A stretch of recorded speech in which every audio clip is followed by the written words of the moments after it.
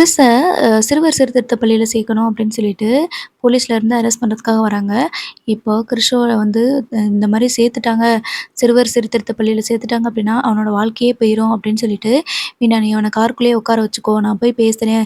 கண்டிப்பா நான் பேசினேன்னா, கண்டிப்பா அவங்க கேட்பாங்க. ஒரு பையனோட வாழ்க்கை வந்து போயிறக்கூடாது." அப்படின்னு சொல்லிட்டு முத்து போய் கேட்குறாங்க. "அவன் சின்ன பையன் சார், தெரியாம பண்ணிட்டான். இப்பதான் அவன டாக்டர் கிட்ட கூட்டிட்டு போயிருக்கிறோம். கொஞ்ச நாள்ல அவன் சரியா போயிரும்னு சொல்லியிருக்கிறான். அவங்க அம்மாவ மட்டும் எப்படியாவது நாங்க வர வச்சுட்டோம் அப்படின்னா, அவங்க அம்மா கிட்ட கிறிஸ ஒப்படைச்சிட்டோம்னா, இவன் கண்டிப்பா மாறிருவான். அவன் அவங்க அம்மா பாசத்துக்காக ஏங்குறான். பசங்க ஏதோ கிண்டல் பண்றாங்கன்றதுனால கோவத்துல இப்படி பண்ணிட்டான் சார். இது சின்ன பிள்ளைங்கலாம் வழக்கமா பண்றது தானே அப்படின்ற மாரி சொல்றாங்க.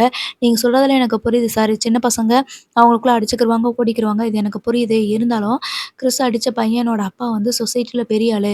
அவர் என்ன சொல்றாருன்னா, கண்டிப்பா அந்த பையன சிறுவர் சீர்திருத்த பள்ளியில தான் சேர்க்கணும் அப்படின்னு சொல்லிட்டு கம்ப்ளைண்ட் குடுத்துருக்காரு அப்படின்னு சொல்லி சொல்றாங்க.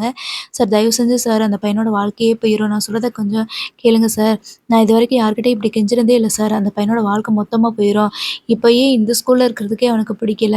அவங்க அம்மாவ எப்படியாவது வர வைக்கிறோம் சார். அவங்க அம்மாகிட்ட கிறிஸ குடுத்துட்டோம் அப்படின்னா, அவன் நல்லபடியா வளருவான் சார் அப்படின்னு சொல்லி சொல்றாங்க. இந்த ஒரு தடவ மன்னிச்சு விட்டுருங்க சார். பாவம் தானே சார் அவன். தெரிஞ்சோ தெரியாமலோ பண்ணிட்டான் சார். இனிமே அந்த மாரி எதுவுமே பண்ண மாட்டான். நாங்க இப்ப டாக்டர்ட்ட கூட்டிட்டு போய் அவனுக்கு கவுன்சிலிங் குடுத்துட்டு தான் சார் இருக்கிறோம். அதனால இந்த மாரி பண்ண மாட்டான். இந்த ஒரு தடவ மன்னிச்சு விட்டுருங்க சார் அப்படின்னு சொல்றாங்க. நாங்க விட்டாலும் அவர் விடுற மாரி இல்ல. மேலிடத்துல சொல்லி ஏதாவது ப்ரெஷர் பண்ணுவாரு அப்படின்னு சொல்லி சொல்றாங்க. இல்ல சார் எனக்காக இந்த ஒரு தடவ விட்டுருங்க.